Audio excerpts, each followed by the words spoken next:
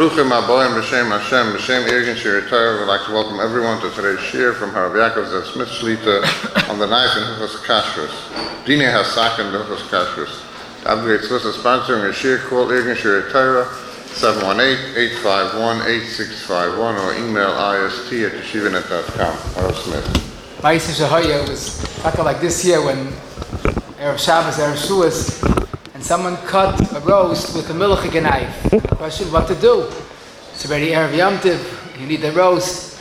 Where the Challah, a while ago, was a regular Erev Shabbos, someone cut up carrots and parsnip for chicken soup, and they cooked the chicken soup. Only afterwards realized they had cut the carrots and parsnip with a milchig knife. And then we had a question all the time, people ask this about buying watermelon or fish in a non-kosher store.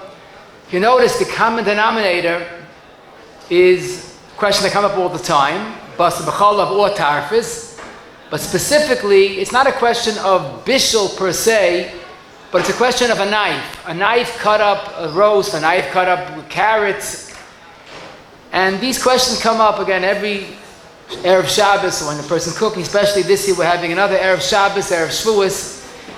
We heard a shayla with someone use a fleishig, a food processor, and cut up onions and put it into a milchig dish.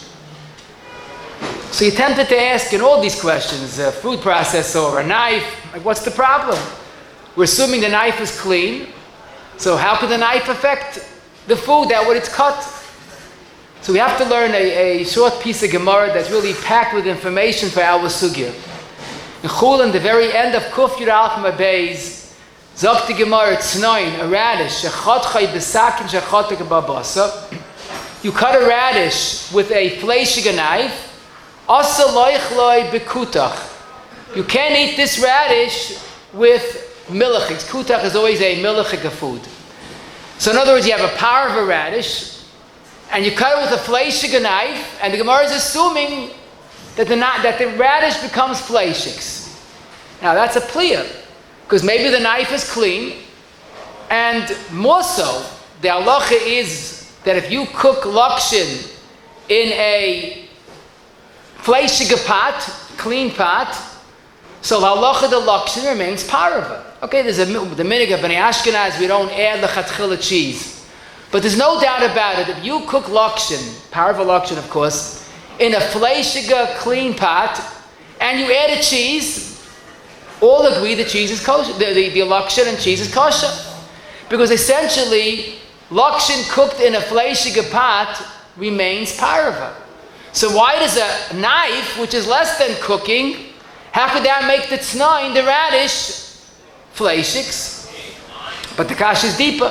Because the Gemara's next words are that if you cut a squash, then you just peel the outside and you could use it as it is. Manishtana, why is squash different than radish?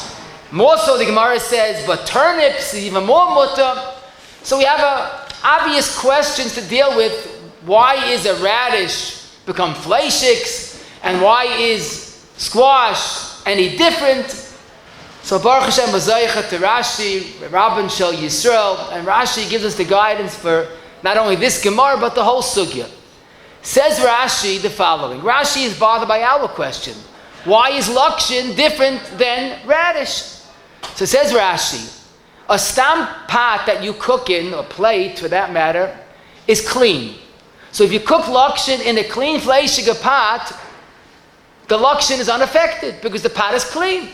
Okay, there's bliyas, but the bliyas goes into the water, and the lakshin cooked in a fleishig pot remains parava. But, and here's the two lines for today, aval sakin, pam shashamnunis karish olav, ve'enai nikar. A knife that typically cuts meat or any fleishig item leaves an unnoticeable fleishig residue. a sort of a film of fleishig. You cut meat, you'll see on the knife, there's a greasy, grimy substance, which is not noticeable. It's not like a piece of meat, but there's fleishig, mamoshes. Says Rashi, now you have a knife that's fleishig. It's not the blias that I'm worried about, it's the mamoshes on the knife. Now, when you take this fleishig knife that has a layer of fleishigs on it,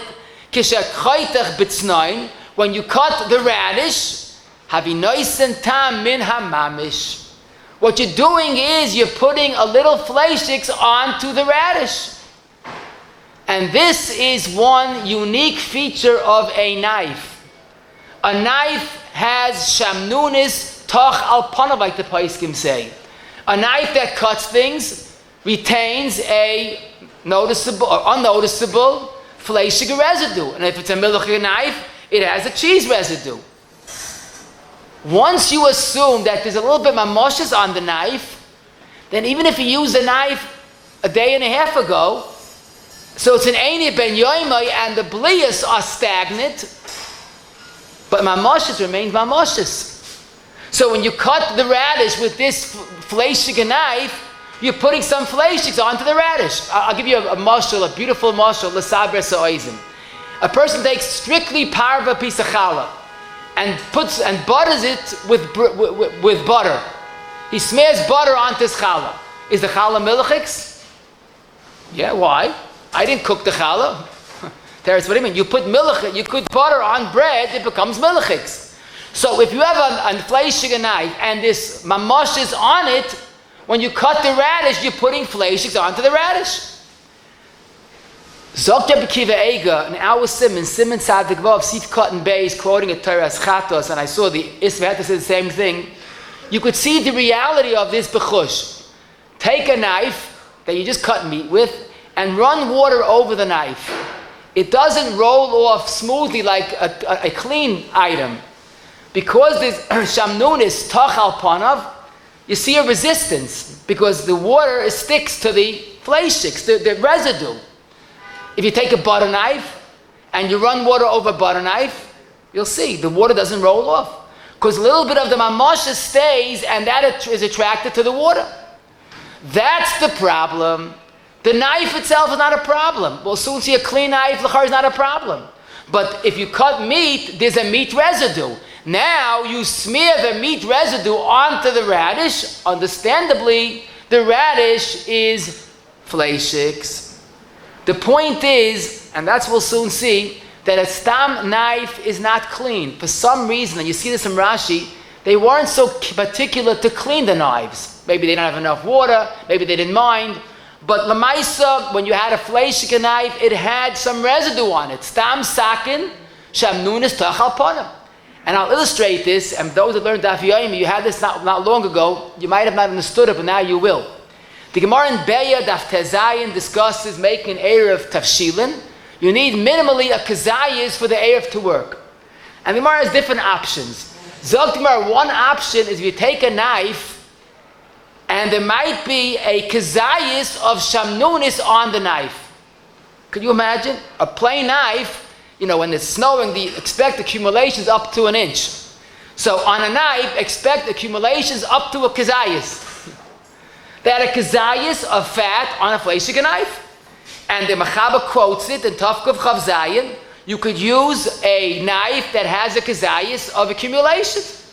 Now again, they weren't makbid for some reason to clean the knives. Now a kazayis is not that big, the size of an olive, but can you imagine having a mamoshes of a kazayis the size of an olive on your knife?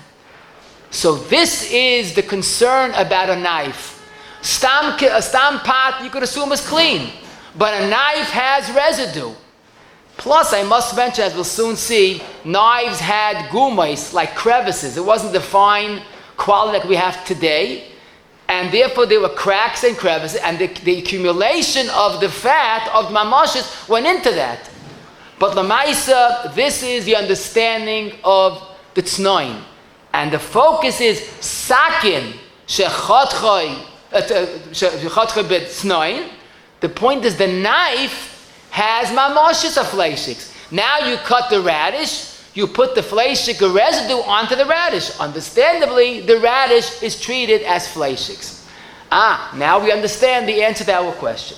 When you cook lakshin in a clean fleishig pot, there's no mamoshes. So it's a not te'atera. The lakshin is essentially parva. We don't mix the chatchila, but it's parva. But a knife has fleishigs.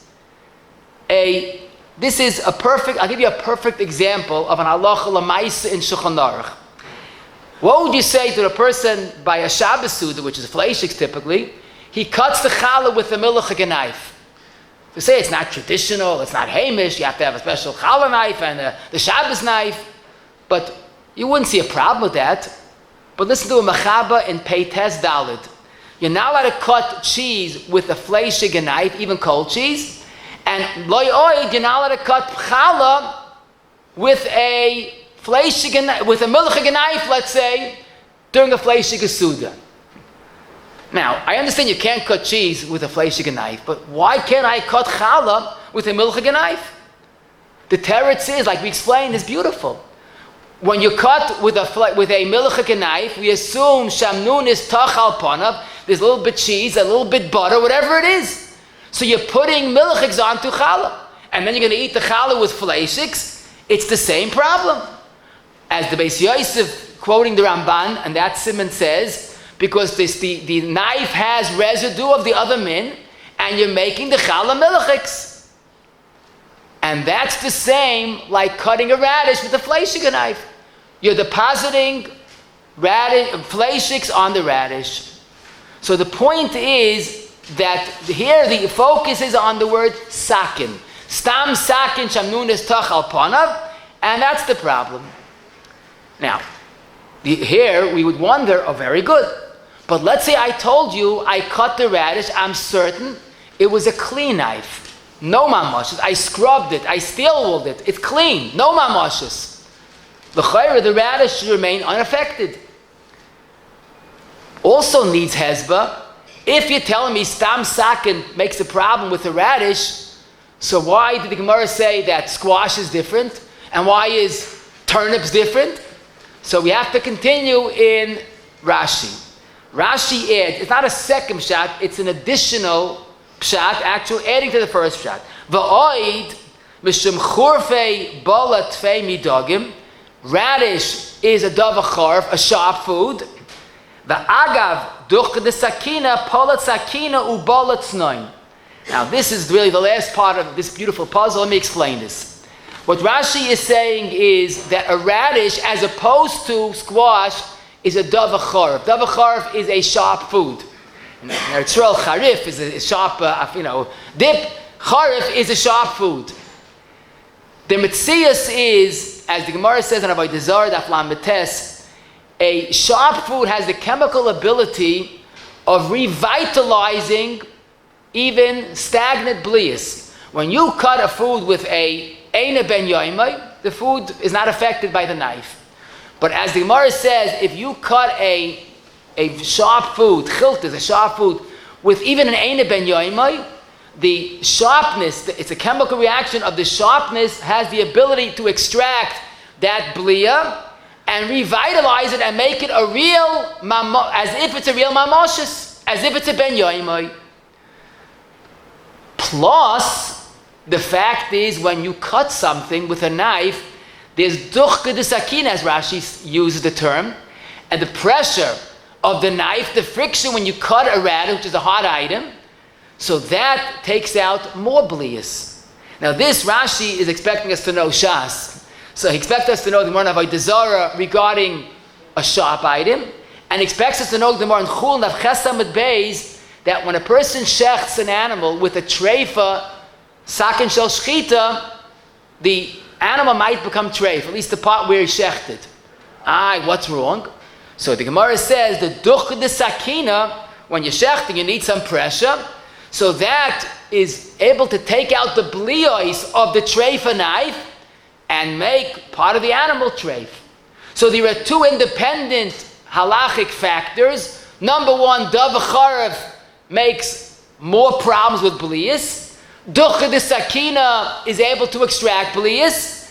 And when you cut the radish with a clean knife, an innocent clean knife, you have both factors compounding the problem. First of all, the knife is a duchqa d'sakina. You're cutting radishes. Also, it takes out the blias from the fleishig knife. So even if the knife is clean, there's no mamoshes, there's still blias. So here, by an innocent act of cutting a radish with a clean fleishig knife, duchqa d'sakina, together with davar charif, takes out the blias from the knife, even the einei ben yoimai, and puts fleishigs into the radish. No, a fleishig radish is fleishigs, as simple as can be. And that's what the Shulchan Aruch says. In fact, we find this halacha l'maisa in very much negeya. I'll give you two examples. Imagine a person cooked an onion in a treifa pot, a clean pot. I don't know why, but he cooked an onion. He didn't cut the onion. He put it in whole. He cooked the whole onion in a treifa pot, which is clean. No meat, no treif is floating around. So this is Shulchan Aruch in the Ramah and Tzaddik Kei Beis and the Machab and Kuf Gimel Vav. The entire onion is asa. Why is the onion asa? There's no mamash of fleishig, of treif. Teretz is, onion is a davar charif. It's able to extract the blias of the pot, and it pumps treif of blias into the onion. No, the onion is treif, kulei treif. So there we see that davar charif works without duchqa d'sakina, no knife. I'll tell you fakert. A halacha psuk in Shulchan Aruch, lesman the polit siman tzadik vav sif aleph and beis.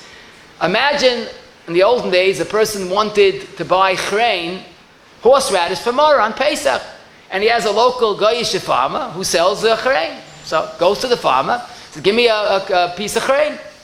Zok the mechaber, you have to be careful, because if the goyish farmer cut the chrein, the horseradish, the root, with a treifa knife, even if it's clean, the mara is that chrein is awesome. It's clean, it's not hot, but since mara sheineimal is a davar charif, it's able to extract the tarfers of the knife, even the knife's in einei ben yoimai. So the poskim say make sure the guy pulls it out either with his hand or use a more of a katsina, a hoe, a rake. But if a guy cuts plain horseradish with a treifa knife, the horseradish is treif. You'll say there's no bishul. So what? But this is duchqa d'sakina that's aggravating the situation. No mamoshes, no heat, no bishul, duchqa d'sakina. So you have two independent factors. One is the fact that it's a davar charif. One is the fact that it's duchqa d'sakina. And our innocent tznoin shechatchei sakin shel basa has both of them. So let's just review what we learned, something very simple. If you cut a tznoin with a knife that has dirt, that's dirty, that has mamoshes, so obviously it's a problem. You don't have to come on to any fancy svarim. It's a fleishig, a radish, because you put fleishigs on it. But even if it's clean, you have duchqa d'sakina zagrashi, together with the fact that it's a davar charif, and the radish is considered fleishigs. One point I want to mention before we apply this to Maisa, and that is let's okay, fine, I understand. So I cut a radish with a fleishig, a knife, the radish is fleishigs.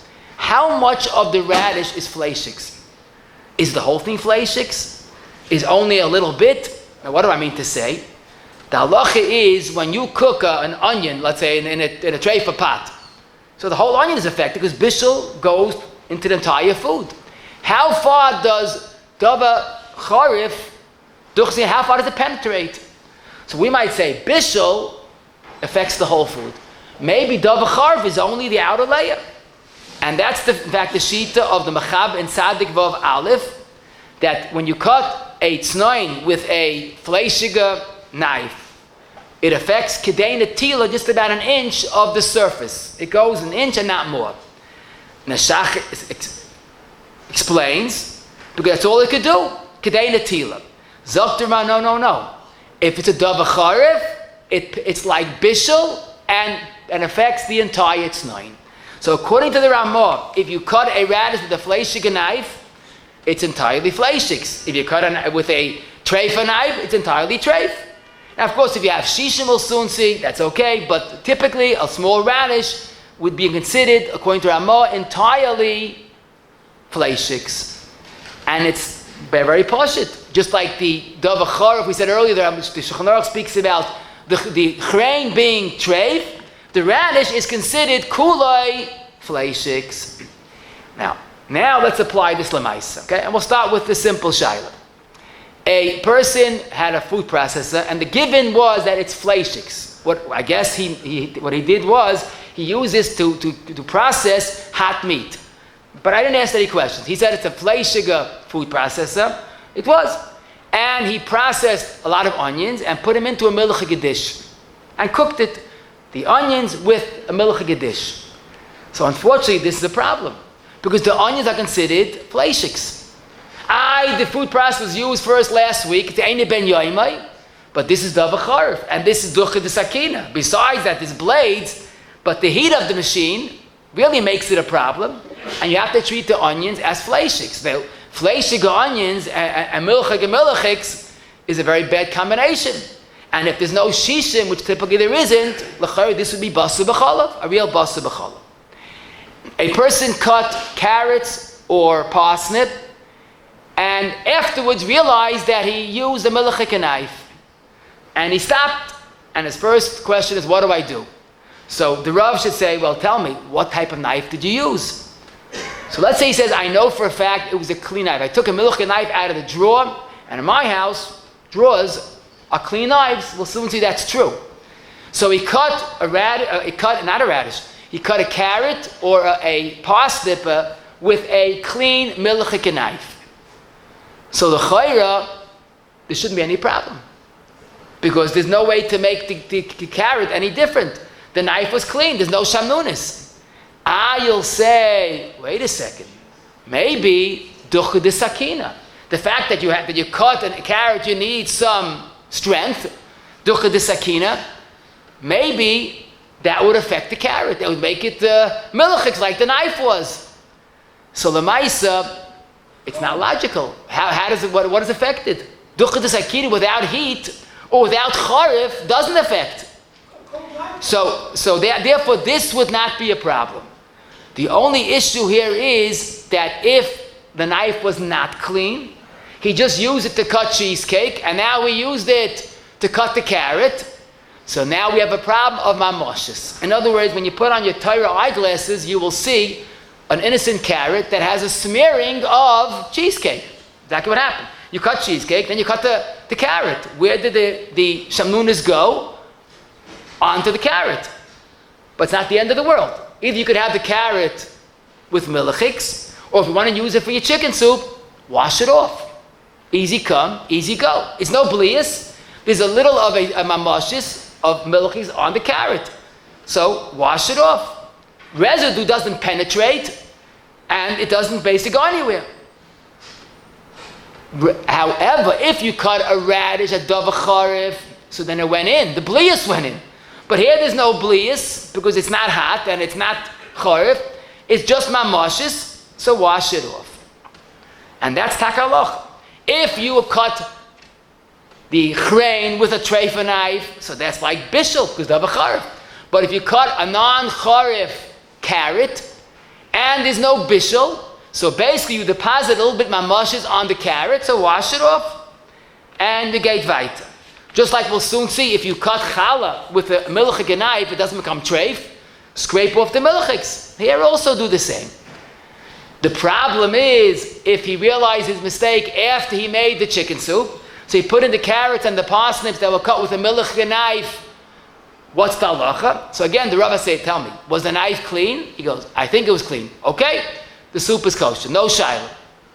But let's say he says, no, I remember I used the knife a minute ago to cut the cheesecake.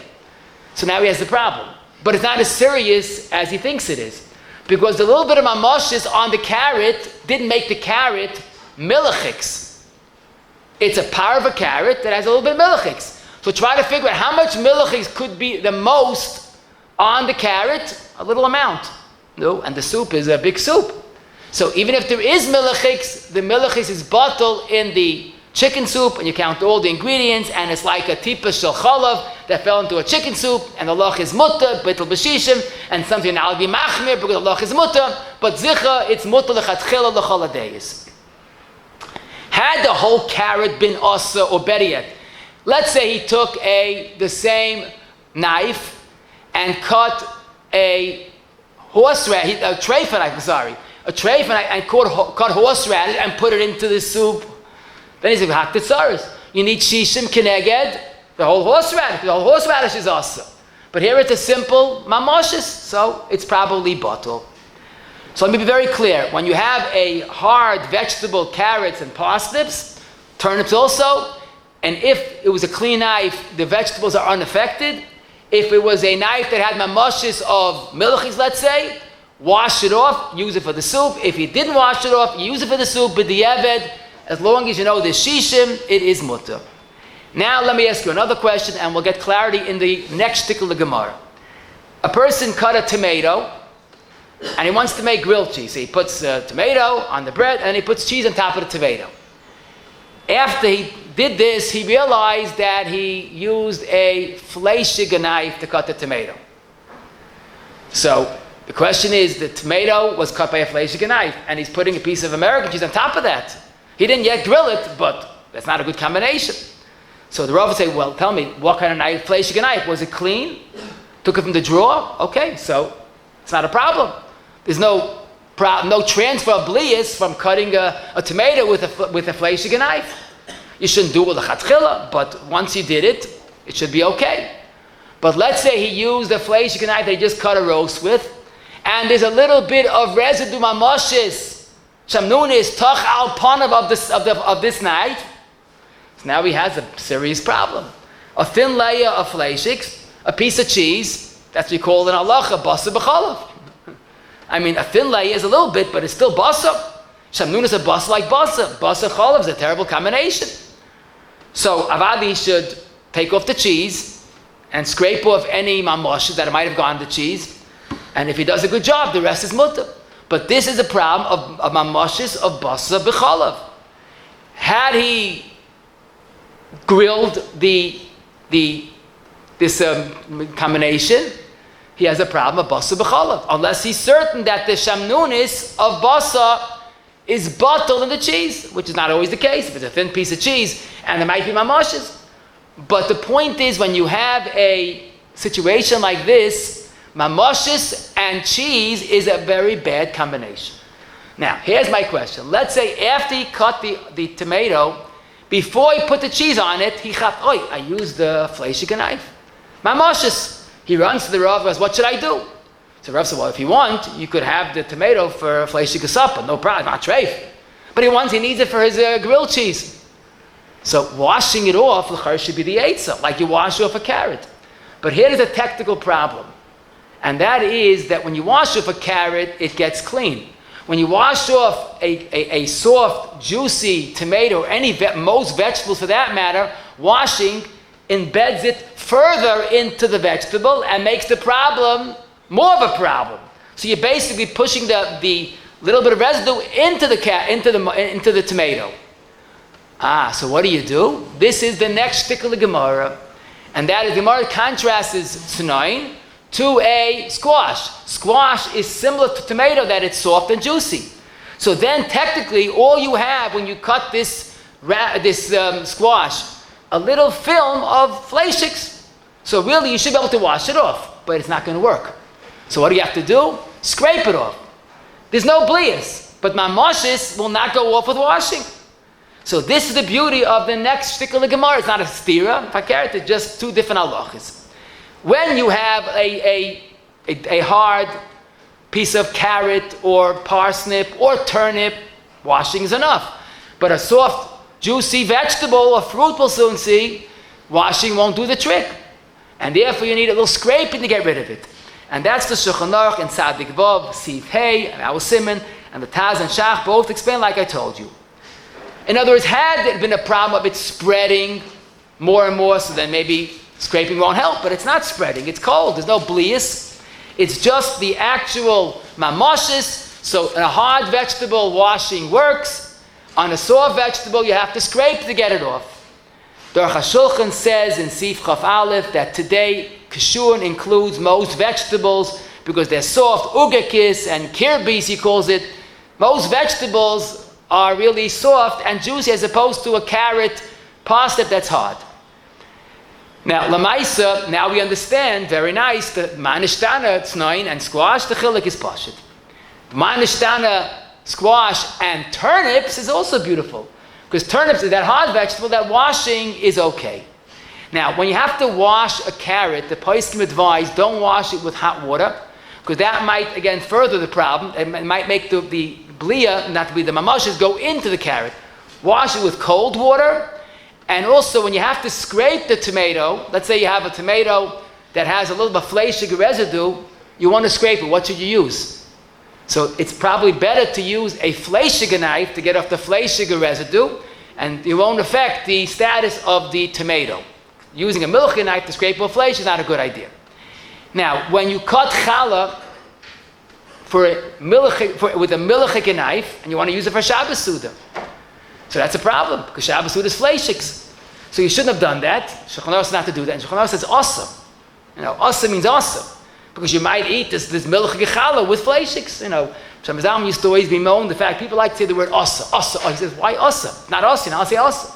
But here the Shulchan Aruch says the word asa twice. It's asa to cut par v'challah with a milchig knife.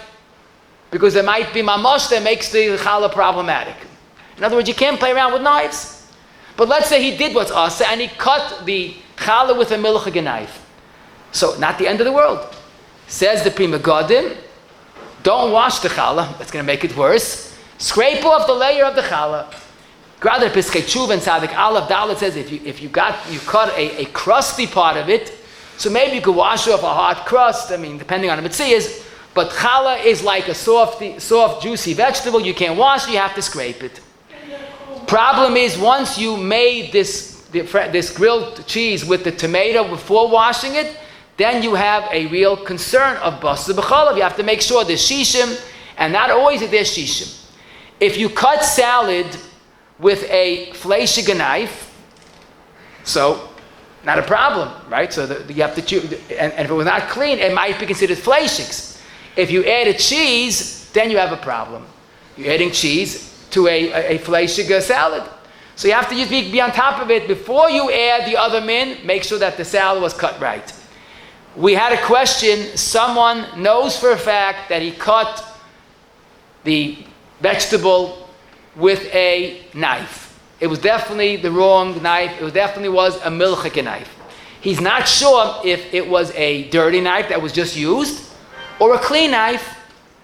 What's the halacha stam sakin in our times?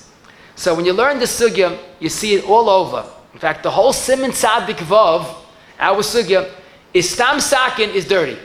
Doesn't have to say it. Rashi said it come out, stam keder is clean, and stam sakin is dirty. The assumption, like I told you earlier, was they didn't clean knives, they let it accumulate, it dried, and it caked on. You could have a kazayis of, it was an interesting world. Kazayis of Shamnunis. The Shach, the Gra say this. But something darker tshuva is he's cutting dalit in our time, it's not done. We are more mefunik, we have more water to be able to wash, and stam sakin, he assumes, can be considered a clean. But he makes an important distinction.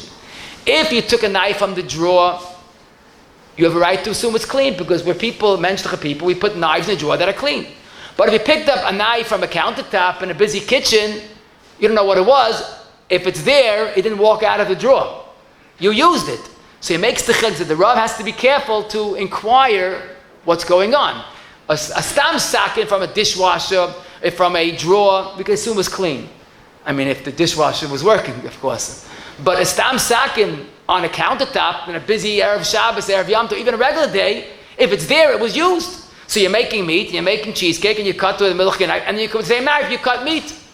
You have to assume that stam sakin on a countertop is considered shamnunis tach al panav. Very mistavra, and of course that's the way it works. In other words, regarding a keli, Chazal say stam keli is eini ben yoimai. That doesn't change. But regarding a sakin, it used to be stam sakin is considered shamnunis, and today sakin a drawer is not a problem. A person listen to this shayla, you'll see what it means, the knife in halacha. A person has only a milchig knife, and he wants to cut challah for the Shabbos Suda. So he looks at it and it's clean. So what's the problem? So he would say, come on, that's an erva. What are you worrying about? It's not a chorif. It's not hot. What's the problem? It's a clean milchig knife. But it's not pashut at all. As I told you, the Shulchan Aruch in Peites Dalet says you're not allowed to cut cheese with a fleishig knife, and you're not allowed to cut challah with a milchig knife for a fleishig suda. Then there are more adds, but if you mamish have no other knife, and you made ne'itza, we'll soon see. That means you stuck the knife into the ground 10 times. We'll soon discuss that. Then you could use the knife of the other min. Zok Shach, what is the Ramah saying? Is the Ramah saying that in order to use a milchig knife, you have to make ne'itza before you cut challah? It's not reasonable. Challah is parva, and the milchig knife is clean. He says, no. Ne'itza is only needed if you want to cut cheese, l'mashal, with a fleishig knife. Then you have to be very careful. You have to make ne'itza 10 times to make sure it's clean. But if you want to cut challah with a milchig knife, as long as it's clean, it's good enough. But what he says is not true. The Marshal says, even if you want to cut innocent challah with a milchig knife, it's not enough that it's perfectly clean. You have to make ne'itza. A himmel gesheinish. You're cutting with a clean milchig knife, parva challah, but it might become fleishigs. But the Shach says, but I don't agree, but at least it has to be clean. In other words, to use a milchig knife on parva challah of a fleishig suda is a problem. Now, the Taz is a little more mekel, and he says, you don't need ne'itza, and a charif needs ne'itza. Our case, as long as the milchig knife is cleaned properly, there's no mamoshes. If there's no mamoshes, what's your problem? And the Chachmas Adam, the Arkashulch, and the Kitz, and the Kavachayim all go with this shita of the Taz. But not all agree. Rabbi Kiva Eiga strongly disagrees with the Taz. So you can't use a milchig knife to cut challah for a fleishig suda. Imagine. You have to have, it shouldn't be, according to Marsha, you have to have ne'itza. But basically the point is it has to be scrubbed well. Now this is a clean knife, nachtetzu. The point is, because as we saw and we will see, the most problems in a Yiddish kitchen comes out of a wrong knife. A fleishig knife cuts an onion and you put it into a milchig soup, it becomes treif. A fleishig, a clean knife, a treifa knife cuts a piece of horseradish, it's treif, kulay. You know, this is the point that we have to hear most important. You know, Baruch Hashem, the Noshtet Kaniyas have chumras sometimes that defy explanation. But you have to go along with it for shalom bayis. When it comes to a knife, it's not chumras, it's dinim. Shulchan Aruch. I told you earlier, the Shulchan Aruch says you're now allowed to cut challah with the milchig knife, even if it's clean. The Shach says, even though I'm mekel, but it's only b'di'eved, don't use a milchig knife to cut challah, even though he's mekel. The Ramah says he's supposed to, in the end of Peites, he's supposed to have 2 separate knives, fleishigs and milchigs, and don't mix the two. Many poskim, Yam Shashloimer, Pri Chodesh, or Chashulchan Kavachayim says, no, today you need 3 different knives. Milchigs, fleishigs, and parv. And Rabbi says, I'm telling you from experience, most shilas come because people are not faithful to these 3 knives. Cutting a carrot, cutting an onion, what's the big deal? So I used a milchig knife instead of a parva knife. You put it into a fleishig roast, you could have basa v'cholent. Could be deraisa. So it's strongly advised having 3, different knives, different labels, discernible, not looking the same, and it's kedai to buy 3 parva knives. I'll explain you why. 1 gets lost. The second one is left in the cake, put in the freezer, you can't find it. And the third one, hopefully you'll find it. And if not, you'll say, Amr Benyamin. But if you have 3, you might find 1. If you have 1, there's no chance. So it's good for the Shalom Bayis, it's also good for the Hilchos Kashrus. But Lamaisa never use the opposite knife. The Ramah says it, you're not allowed to cut challah with a milchig knife, like the Marshal. Only Ne'itza is matter that. The point is, knives are the greatest problems in a Yiddish home. People in the mountains, they don't want to stuff up too many knives, they have 1 sharp knife, they use it for everything. Sharp knife, it has more duchka dessakina, and that's not right. Even the Shach said it's not right. Of course, I should say to use a fleishig spoon to scoop out cottage cheese is also wrong, even if it's clean, because you don't mix minim. But with a knife, the problems are much more severe. Consider the next question. A person cut a carrot with let's say, with a milchig knife. Okay? Can he put it lechatchila into a fleishig dish? So, person, wait a minute. Was it a clean knife? Perfectly clean. He even made neitza, perfectly knife. But he wants to put it into a fleishig dish. A milchig knife cut the carrot. We'll say, what's the problem? Oh, there's no shamnunis, it's a clean knife. There's no charif, it's a carrot. There's no heat when he cut it. True. The only thing is, does duchka make a problem independently? Don't forget, he cut the carrot with a milchig knife. Can duchka alone cause some transfer from the milchig knife to make the carrot milchigs? So the answer is basically most places say no, because duchka does not create problems. If there's a problem, it could connect to, but if there's nothing to worry about, there's no mamoshes, it's not charif. So basically, the carrot remains strictly parva. Now, of course, if it had been a charif, we have a problem. But it's not a charif, and l'chayra, you could even put this into fleishigs. The poskim say, l'chatchil, don't do that, because we don't even cut challah with a milchig knife to use a fleishig suda. So it's not ideal, but the duchka factor alone is not an operation in this situation. So again, we don't put a l'chatchila with a milchig carrot to cut, a milchig knife to cut a carrot, to put it into chicken soup, but b'di'evet, if it was done, you don't need shishim, the carrot is basically parva. It's like the lakshin, that's basically parva, but don't mix chatchila with the other min. Now, let me ask you the next question. And that's a little more tricky, but lemaisa, we have to really understand what halach is. If, let's say, a person cut cold meat with a milchig knife that was sparkling clean, no mamoshes whatsoever. He made neitza, no mamoshes. So he cut a cold piece of meat with a clean milchig knife. So the knife needs a tikkun. I wouldn't say Yeshua needs a tikkun because it has a smearing of meat. Or you cut meat, it left shanunis. So forget about the knife. The knife needs a cleaning, a good cleaning. What's the halacha with the meat? So you're wondering, that's the previous case. How could the meat be affected? Duchka alone, we said, is ineffective to make a problem. And taka, there are poskim that say that it's no problem. The meat, believe it or not, is perfectly okay. Don't do l'chatchil, of course, but it's okay. But here we come to another unique feature of the knife, or particularly duchka dessakina. Zok the Sefer Trumas, the Orchos Chayim, and other Rishonim, that this case, the meat is affected. Why is it different than the previous case? So it's very simple. When you cut the meat with a milchig knife, the little bit of the milchig blias goes straight into the meat. How does it go straight into the meat? Duchka dessakina makes a little connection, enough to make the meat connect to the blias of the chalav. The previous case of the carrot, I have no problem. If a little bit of the milchig knife goes into the carrot, what's a little bit milchig in the carrot? Nothing. It's not benat teira. But here, the little bit of the milchig knife goes into the meat. And a little bit, the outside layer, it has a slight infection, I should say, of basar b'chalav. In other words, duchka dessakina makes a little bit of a connection. So if you have from milchig into carrot, okay.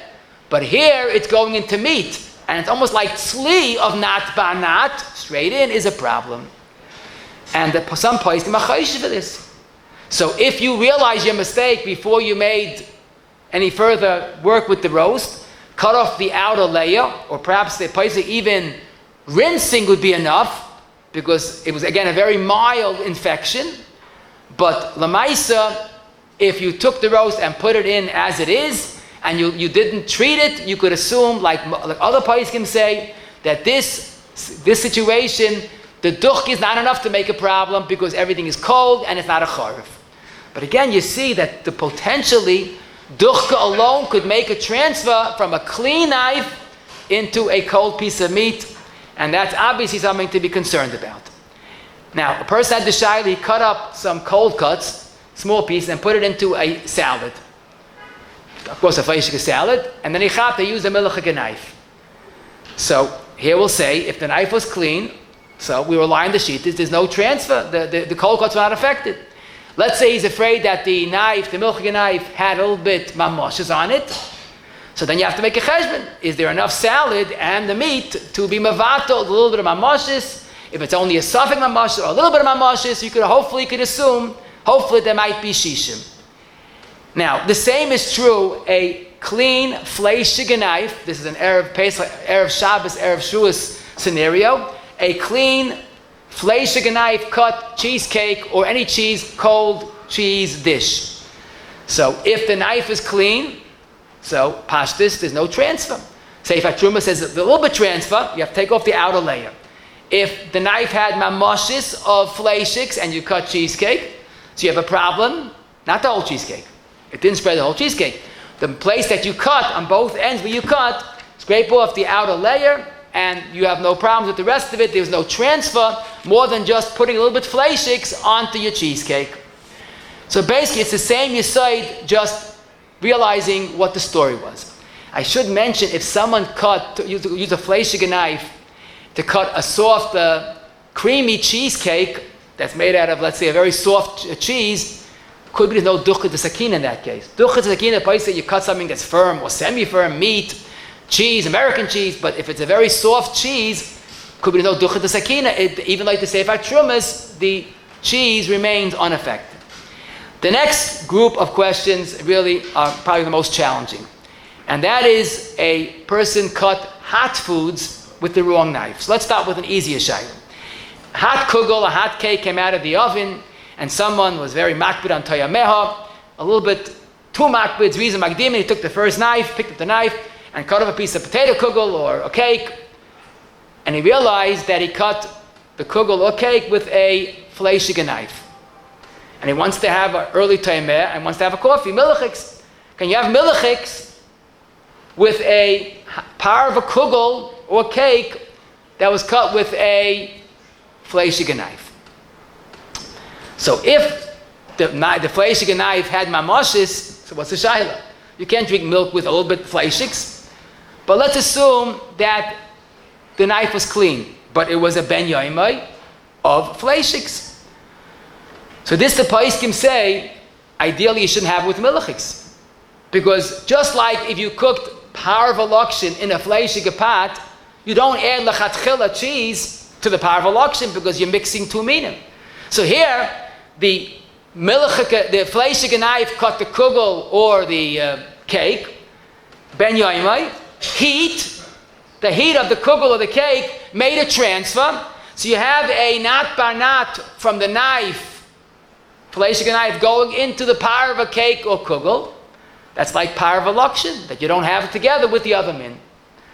So obviously, that's why par of a knife to the rescue. If you had a par of a knife handy that you could find, you would cut the kugel or the cake or the challah, whatever it is, with the par of a knife, and you don't go wrong.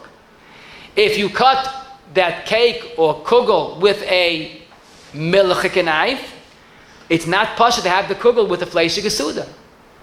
Because the same thing, now the kugel is like the par of a lokshin you don't have with the other min.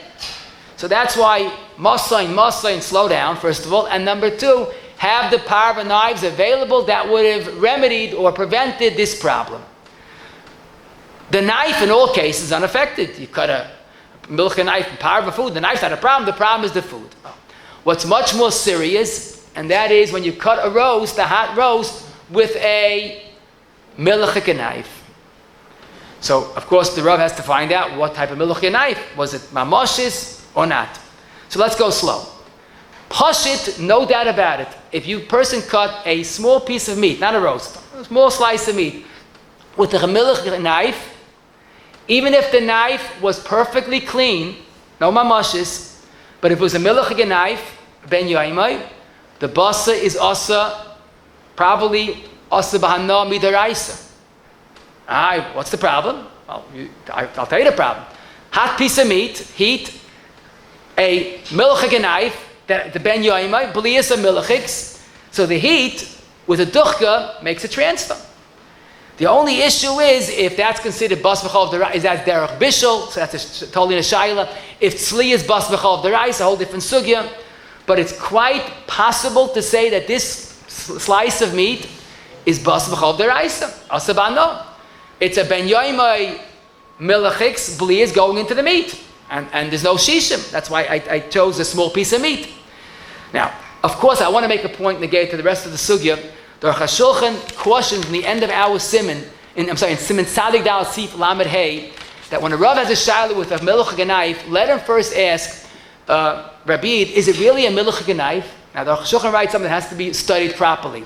He says, because typically in our times, he writes, we don't have milchig knives. We have butter knives or a cheese knife that just smear, butter, but it's not hot blias in a milchig knife. Now, in his time, that was probably true. But today, we have dozens of hot milchig foods. I mean, they didn't have those things. And lasagna and pizza and all these other foods, laminayim and blintzes and cheese kugels and chavesa, eggplant parmesan. Loads of hot foods. So it's certainly possible that a knife is really milchig blias ben yoimai. So that's why this cut piece of meat, there's no shishim. It's yitachin that the meat is also bas b'chol of the araisa. Here you have ala chesroinis. It's a ben yoimai, and it is also ducha desakina, and there's the heat of the piece of meat. That's the chayr pashit, without mamoshes and kolshken with mamoshes. The question is, we cut up a roast, and erev shvuos is not a time to eat. The roast is awesome, but you can't be matir what's awesome. But let's work slowly. First question is the knife in any ben yoimai? Don't forget, if the knife was not used within 24 hours, then the milchigs are discounted, and the roast remains perfectly mutter. The knife has to be kashid, but the roast is okay. You have to ask what the Aruch HaShulchan recommends. Is it really a knife that was used for milchigs? Hot milchigs for 24 hours? If it's not, then you're fine. If Lamaisa, he did it right, so to speak, and everything was a problem, it's a ben yoimai, and it's a real milchig knife, he has a problem. Let's say he says it was an ein ben yoimai, but the knife was used pretty recently, like today, whatever, but I have my moshes on it. Oh, you give up my moshes, even ein ben yoimai is a problem. But it's not the end of the world.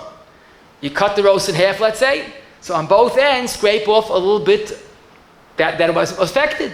And the rest of the roast is perfectly mutter, there's no transfer beyond that, l'chayra.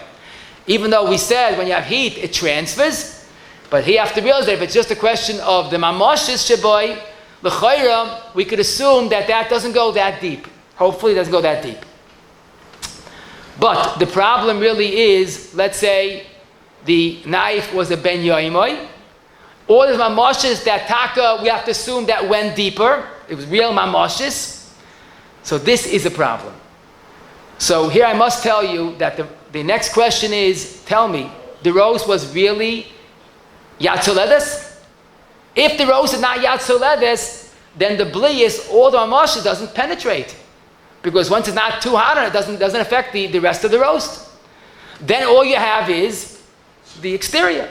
Then you could take off the kedei klifa. But in the case where it's a hot roast, taka, like I said earlier, it penetrates throughout the roast, whether it's a clean knife or certainly a dirty knife.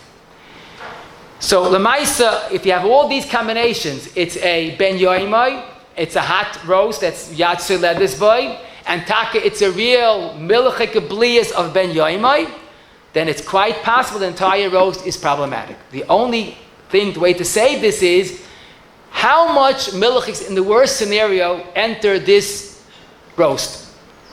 It's not a piece of cheese. It's at most the volume of the blade of the knife, not the handle, just the blade, even if it's full of milchig blias, but not more. So you have to be able to determine if there's 60 shishim of the meat keneged the blade. So you have to try to figure this out, but imagine, can you line up 60 blades, and is that bigger than the roast?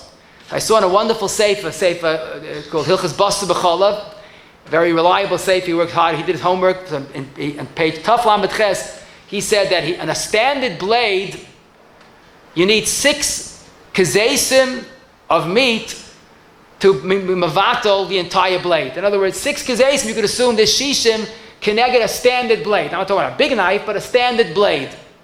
So that's the way of figuring out. Because the ice is not that big, the size of a half an egg. If you have the size of 6 kazesim, then you could say that even if the blade taka was full of milk, the meat remains unaffected, it's bottle. But the real problem is that he did it right or did it wrong, and it's a small piece of roast, and there's no shishim, and it's a ben yoimai, and it's really blias from real milchig blias.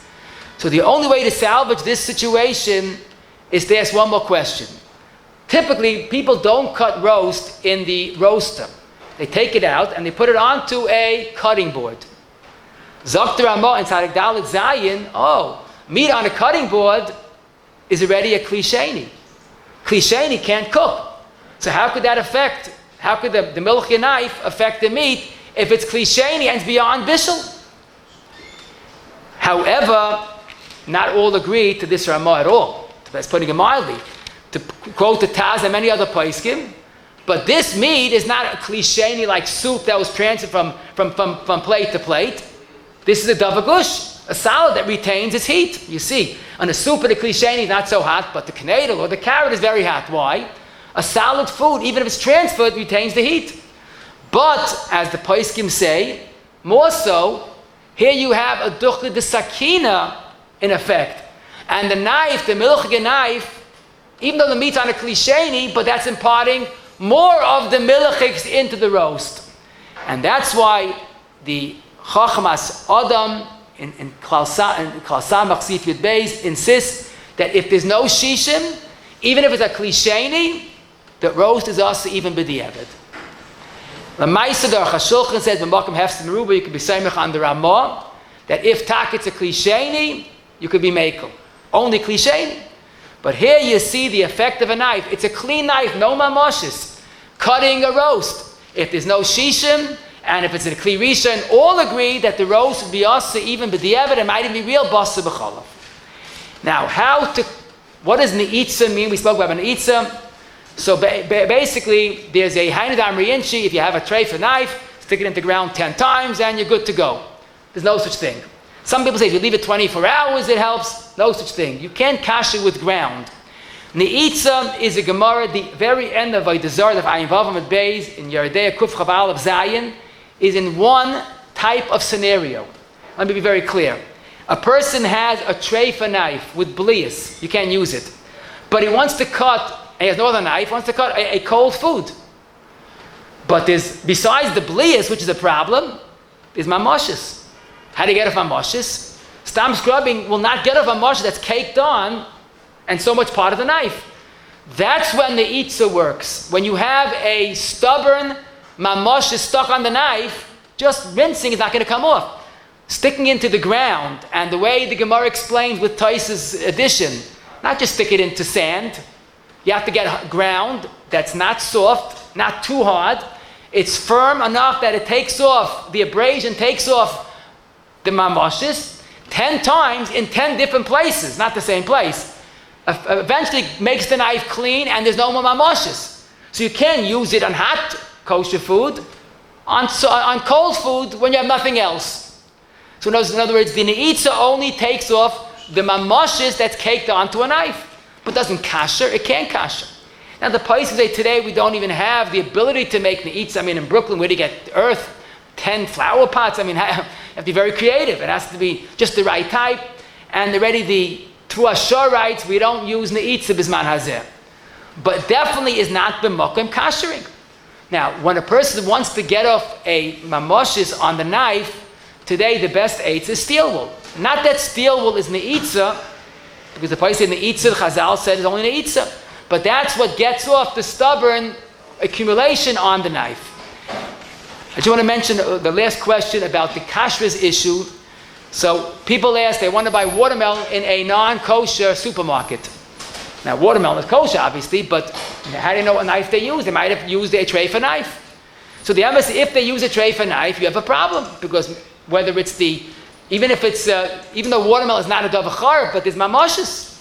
And if there's mamashis, it goes onto the watermelon. You have to eat it, and washing won't help. So some people, taka, don't buy by non-kosher store. Or they buy and they cut off the top layer. Or they buy by Yidden, and kind of mitzvah deraisa, kind of out of misach, versteht sich.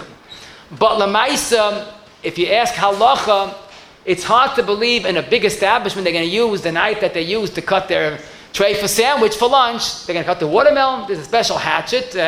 It's pretty big. They can't use a small knife. And they don't use the hatchet to cut the little sandwich. So hopefully you could assume that they don't use a tray for knife on the watermelon. And especially when you buy watermelon, you taste fleishig on the, you're not going to buy again. So there's leimarium nase. I can't say it's perfectly right, but it's definitely not asa watermelon that's cut in a reliable store. You could assume it's okay. The last question is fish that you buy in a fish store. Some out-of-town communities don't have a kosher fish store. So fish obviously is cold, but the problem is that in a non-kosher fish store, they have non-kosher fish. And the knife is allowed to be used from fish to fish. They don't know you're a Yid. So the best dates is come in respectfully with your own knife and say, I'd like to buy this. You see the scales and the fins, and let them cut with your knife. Of course, you're safe. If you buy a piece of fish and you know it's a kosher fish, it has a simanim, but maybe they use it before to cut a shark or tray for fish, you can't tell. And there's nothing illegal. There's nothing like maram nase with using a knife that just cut a tray for fish to cut your fish. So then hopefully, rinsing off will do the trick. Some say you have to scrape it off. So the Chavas Yair in Kuf Ayin Tes is a pshara. If you take a knife and you basically go over it very firmly, that might take up any mamoshes, and the fish considered kosher. I couldn't talk to you all. Shem Mikdash, I would like to thank Rabbi Smith for the wonderful share. Rabbi said this Shabbos, our Besmedish was zeichet to make a special appeal. It's not called appeal, it's a partnership. Everybody knows about Adapt a Koil. Our Besmedish was zeichet to adopt a special Koil in Israel with many real strong Talmidei Chachamim who are Amul B'Torah Yoimim V'Layla. And they get a very minimal paycheck just to help them to buy some food, and we're trying to raise it too. So Abbas Medish, everybody here participated in a very strong way to be Reshut V'Soschel Zvul in this heilige koil. And we're asking everybody by the shir to join us to give $100, $180, whatever they can, to be part of this big schus Rabbi, that every day you go by, you should know that koiling like learning in your schus, and that's a big shemira for all of us that we all need. We should all be zoichet to bonne chaim and zoine viches yat l'shmaya. Chaim l'kashem roze geshbog l'zag yitzov l'figir hebrim te mitzvahs shenem ad rechofetz man tzidko yagdil tera v'yadi. Kaddish.